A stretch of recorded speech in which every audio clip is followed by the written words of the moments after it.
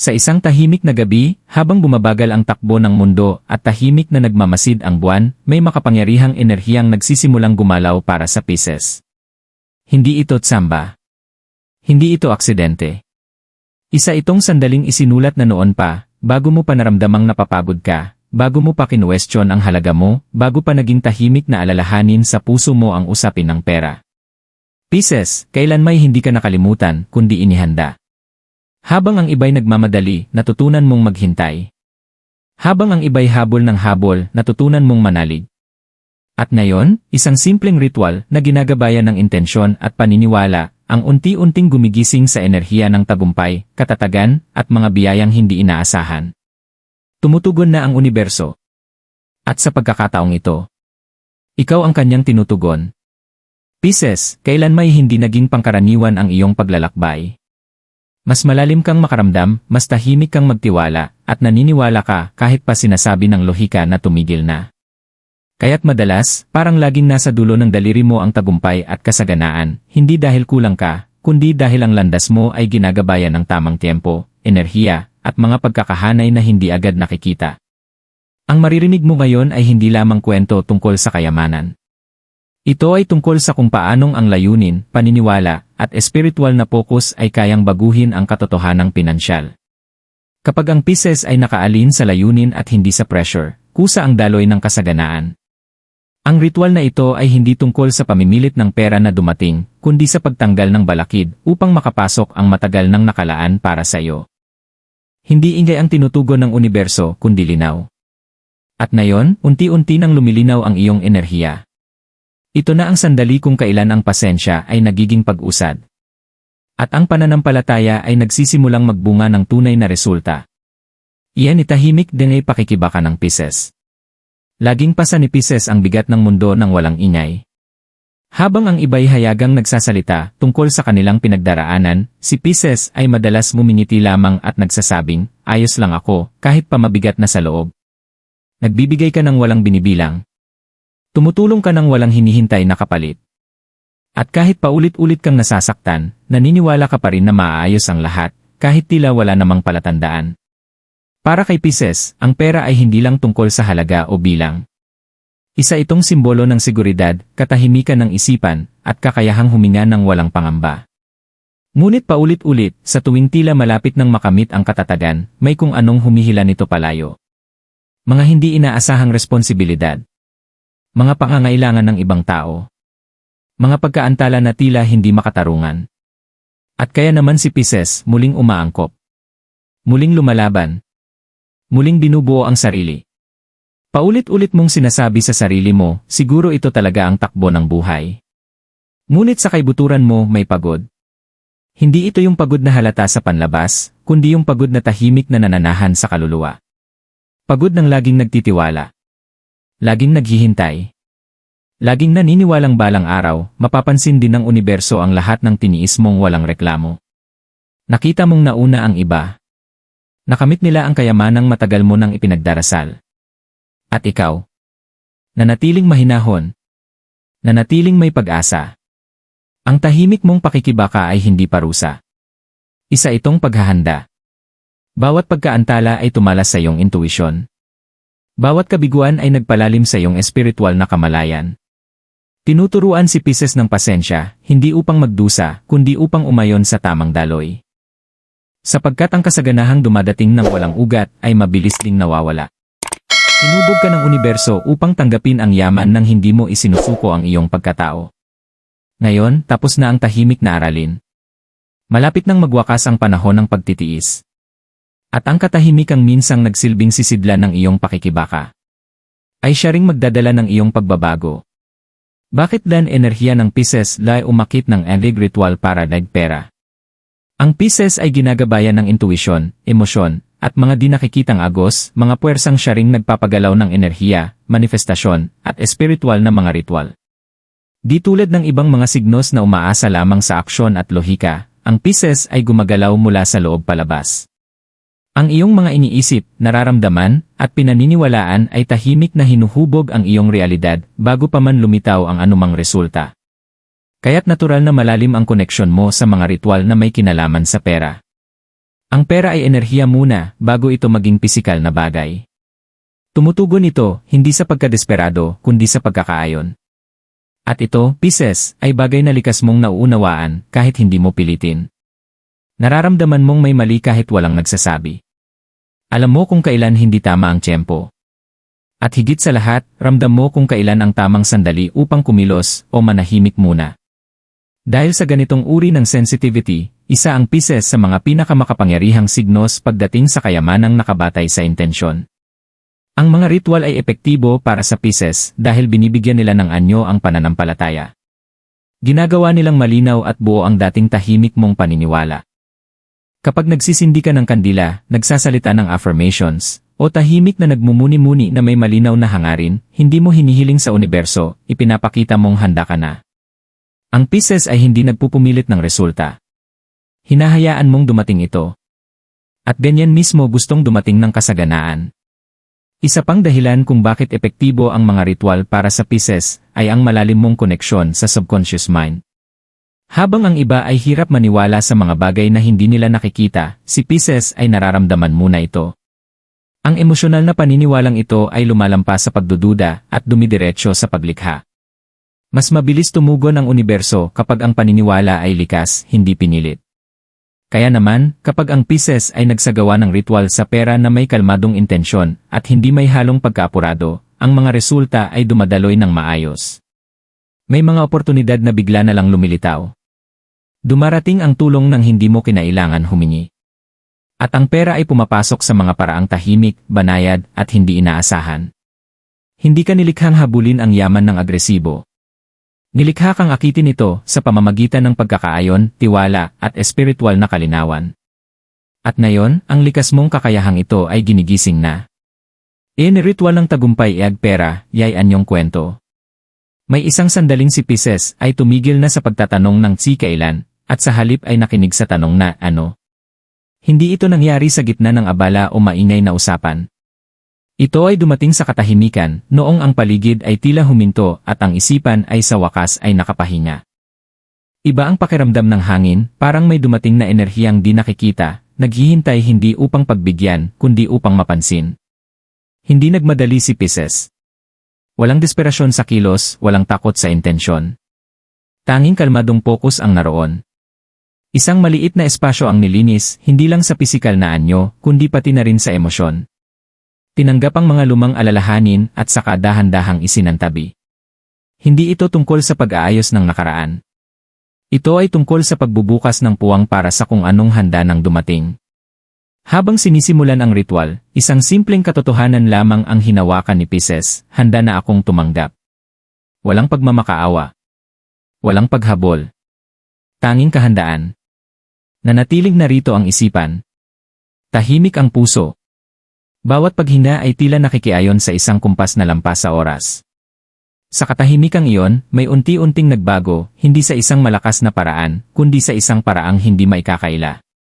Sandaling sumulpot ang mga alaala ng mga pinagdaan ng hirap, hindi upang muling saktan, kundi upang palayain. Naunawaan ni Pisces na ang pera ay hindi kailanman umiiwas sa kanya. Naghihintay lamang ito ng pagkakaayon. Naghihintay ng sandaling hindi na takot ang gumagabay sa mga desisyon, kundi tiwala na. Hindi naging dramatiko ang ritual. Walang bigla ang senyales. Walang agarang gantimpala. Ngunit may banayad na pagbabagong naganap. Lumuwag ang bigat sa dibdib. Lumambot ang dating matinding tensyon ukol sa pera. At sa unang pagkakataon sa mahabang panahon, nakaramdam si Pisces ng kapayapaan sa hinaharap, hindi lang pag-asa, kundi kasiguruhan. Gabi ring iyon, madali ang pagkatulog. Maliwanag ang mga panaginip. Magaan ang mga iniisip. At kahit wala pang pisikal na pagbabagong naganap, ang enerhiya ay nag-iba na. Tinanggap na ng universo ang mensahe, hindi sa pamamagitan ng mga salita, kundi sa pamamagitan ng paniniwala. Sa kahandaan. Sa tahimik na kumpiyansa. Ganito nagsisimula ang tagumpay sa pera para kay Pisces. Hindi sa pamimilit, kundi sa pagbibigay pahintulot. Hindi sa pagkaapurado, kundi sa malinaw na hangarin. Ang ritual ay hindi lumilikha ng yaman, ito ang nag-aalis ng mga hadlang na pumipigil dito. At kapag ang mga hadlang na iyon ay bumagsak, ang kasaganaan ay hindi rumaragasa. Ito ay dumarating ng banayad, tuloy-tuloy at sa tamang oras. Tahimik ang pagtatapos ng ritual. Ngunit ang tunay na gawain nito doon pa lang nagsisimula. Iyan ay sandaling nagbabago din ni enerhiya ng pera. Pagkatapos ng ritual, tila walang nagbago sa una at dito mismo alam ni Pisces na may gumagana na. Walang bigla ang tuwa, walang malakas na pahiwatig mula sa universo. Sa halip, dumarating ang isang katahimikan. Isang uri ng kapayapaan na hindi pamilyar pero nakaaliw. Unti-unting nawawala ang ingay sa isipan tungkol sa pera. Lumuluwag ang kapit ng pag-aalala. At sa halip nito, tahimik na umuusbong ang kaliwanagan. Nagsisimulang mapansin ni Pisces ang maliliit na pagbabago. Mas maayos ang takbo ng mga iniisip. Mas magaan ang mga desisyon. Ang mga sitwasyong dati nagpapabigat ng damdamin, ngayon tila hindi na ganoon kabigat. Ang emosyonal na pagbabagong ito ang unang senyales ng pag-aayon. Sapagkat ang pera ay tumutugon sa kalmadong kumpiyansa, hindi sa balisang pag-aasam. Di nagtagal, may mga banayad na oportunidad na nagpapakita. Isang usapan na nagbubukas ng bagong ideya. Isang mensaheng dumarating sa tamang oras. Isang pagkakataong muling balikan ang bagay na matagal nang naisantabi. Hindi ito mga pagkakataon lamang. Ito'y mga pagbubukas, hindi mapilit, kundi malumanay na paanyaya. At si Pisces, likas na naakit sa mga ito, walang takot, walang pressure. Ang tunay na pagbabagong nangyayari ay nasa pananaw. Sa halip na maramdamang naiiwan, si Pisces ay nakakaramdam na ginagabayan. Sa halip na maghabol ng kasagutan, kusang dumarating ang mga sagot. Pati ang mga pagkaantala ay nararamdaman na may layunin, hindi na nakakainis. Inaayos ng universo ang mga pangyayari, at ngayon si Pisces ay nakikidaloy na, hindi na lumalaban sa agos. Ito ang sandaling nagbabago ang enerhiya ng pera, mula sa pagtutol tungo sa pagtanggap. Mula sa pakikibaka tungo sa pakikipagtulungan. Ang universo ay hindi sabay-sabay na nagbibigay ng yaman. Unti-unti nitong binubuo ang momentum. Hakbang bawat hakbang, tumitibay ang kumpiyansa. Lumalalim ang tiwala. At sa bawat pa siyang nakaalin sa layunin, unti-unting lumalapit ang katatagang pinansyal. May natutunan si Pisces sa yugtong ito. Ang kasaganaan ay hindi dumarating ng maingay. Dumarating ito kapag tumigil ka ng magtanong ng kung kailan at nagsimulang magtiwala sa kung paano. Nagsimula na ang pagbabago. At mula sa sandaling ito, ang pera ay hindi na tila malayo. Kundi parang tiyak ng darating.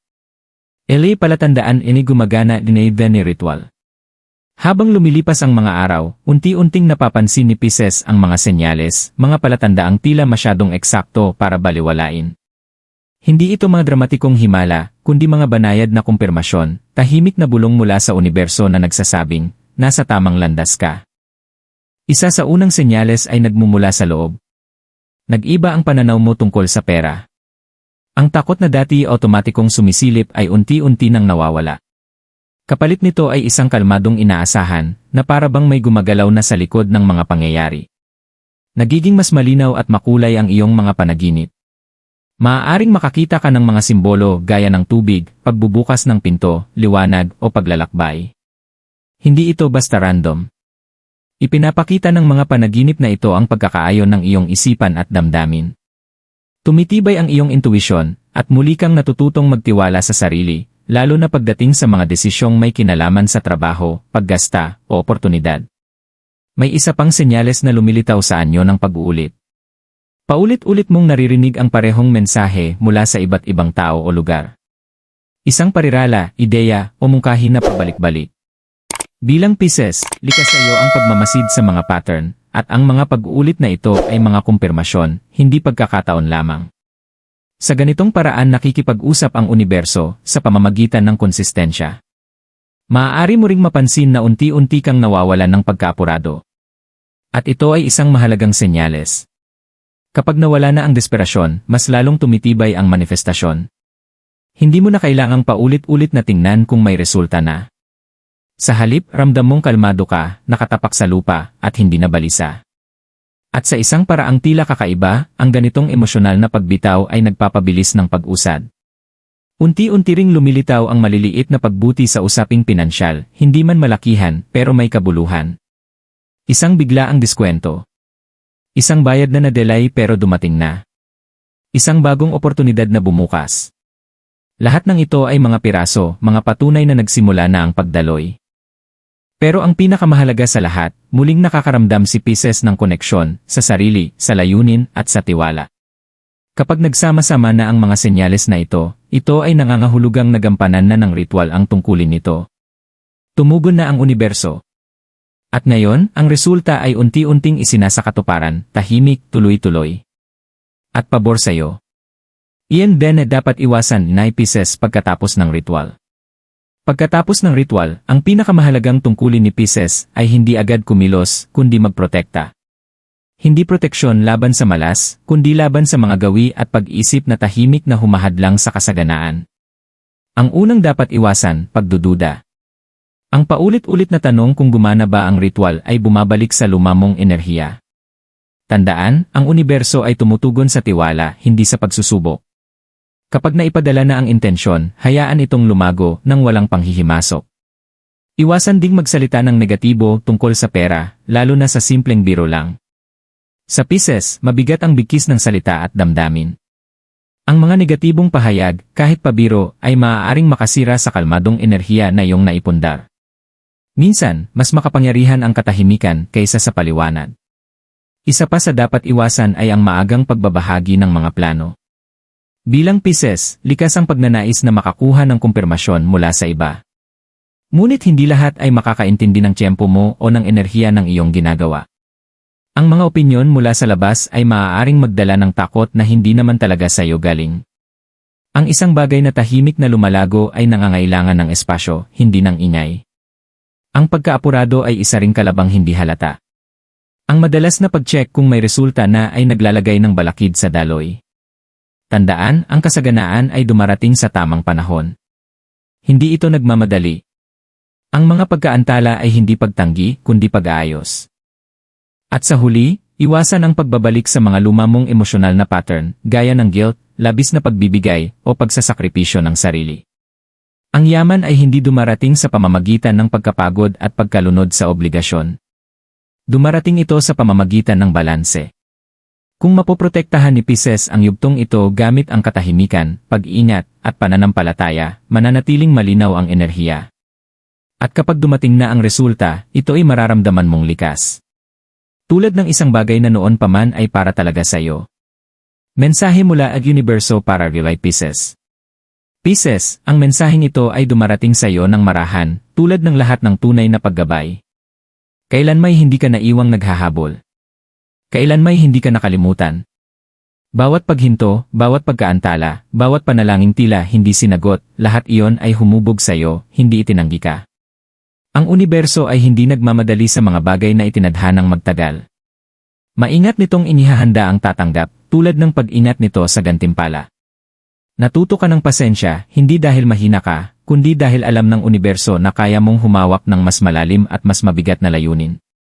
Natuto kang manalig hindi dahil inosente ka, kundi dahil batid mong mas mahalaga ang tiyempo kaysa bilis. Habang ang iba ay ginagawang batayan ng tagumpay ang ingay at galaw, ikaw ay iniaayon sa kapalaran sa pamamagitan ng katahimikan. Ngayon, hinihiling ng universo na bitawan mo na ang lumang kwento, ang kwento kung saan tahimik kang nagdusa at matagal kang naghintay. Natapos na ang kabanatang iyon. Natupad na ang layunin nito, tinuruan ka nitong tumatag, makiramdam at magtiwala. Ngunit hindi iyon ang iyong hinaharap. Ang hinaharap mo ay itinayo sa balance, sa pagtanggap ng walang guilt, sa pagyakap sa suporta ng hindi kinukwestiyon ang sarili mong halaga. Karapatan mong makaranas ng katatagan. Karapatan mong makaramdam ng seguridad. Karapatan mong magtagumpay ng hindi kailangang masaktan. Hindi ka na sinusubok ng universo. Tumutugon na ito sa linaw ng iyong paningin, sa hangganang natututo kang igalang, at sa paniniwalang muli mong binubuo. Manatiling banayad, ngunit matatag. Manatiling bukas, ngunit nakaalin. Ang paparating ay hindi para lamunin ka. Ito ay para alalayan ka. At kapag dumating na ito, makikilala mo ito hindi bilang swerte, kundi bilang kumpirmasyon na matagal ka nang nasa tamang landas. Habang ang paglalakbay na ito ay nagtatapos, Pisces, tandaan mo na wala sa mga naranasan mo ang nangyari ng walang dahilan. Bawat sandali ng paghihintay, bawat tahimik na panalangin, bawat hakbang na isinagawa ng walang kasiguraduhan ay nagdala sa iyo dito, sa isang lugar ng pagkakaayon at hindi ng pakikibaka. Ang iyong na-activate ay hindi lamang isang ritual, kundi isang pagbabago sa paraan ng iyong pagtanggap, kung paano ka magtiwala, at kung paano mo pinapayagan ang kasaganaan na pumasok sa iyong buhay. Mula sa puntong ito, simple lang ang iyong tungkulin, manatiling narito, manatiling matatag, at manatiling bukas. Hindi mo na kailangang pilitin ang mga resulta o patunayan ang iyong halaga sa universo. Nagawa mo na ang loob na gawain. Ang susunod na magbubukas sa iyo ay magiging likas, hindi nakakabigla. Ang mga oportunidad ay darating sa paraang magbibigay halaga sa iyong kapayapaan. Ang katatagan ay lalago ng hindi humihingi ng sakripisyo. At ang tagumpay ay hindi na malayo, ito'y magiging karapat-dapat. Kung ang mensaheng ito ay nakaresonate sa iyo, maglaan ng ilang sandali upang kilalanin ito. Hindi ka na sinusubok ng universo. Tumutugon na ito sa linaw ng iyong paningin, sa hangganang natututo kang igalang, at sa paniniwalang muli mong binubuo. Manatiling banayad, ngunit matatag.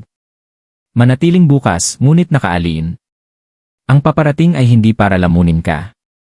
Ito ay para alalayan ka.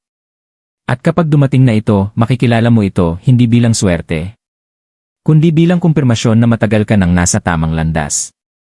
Habang ang paglalakbay na ito ay nagtatapos, Pisces, tandaan mo na wala sa mga naranasan mo ang nangyari ng walang dahilan. Bawat sandali ng paghihintay, bawat tahimik na panalangin, bawat hakbang na isinagawa ng walang kasiguraduhan ay nagdala sa iyo dito, sa isang lugar ng pagkakaayon at hindi ng pakikibaka. Ang iyong na-activate ay hindi lamang isang ritual, kundi isang pagbabago sa paraan ng iyong pagtanggap, kung paano ka magtiwala, at kung paano mo pinapayagan ang kasaganaan na pumasok sa iyong buhay. Mula sa puntong ito, simple lang ang iyong tungkulin, manatiling narito, manatiling matatag, at manatiling bukas. Hindi mo na kailangang pilitin ang mga resulta o patunayan ang iyong halaga sa universo. Nagawa mo na ang loob na gawain. Ang susunod na magbubukas sa iyo ay magiging likas, hindi nakakabigla. Ang mga oportunidad ay darating sa paraang magbibigay halaga sa iyong kapayapaan. Ang katatagan ay lalago ng hindi humihingi ng sakripisyo. At ang tagumpay ay hindi na malayo, ito'y magiging karapat-dapat. Kung ang mensaheng ito ay nakaresonate sa iyo, maglaan ng ilang sandali upang kilalanin ito.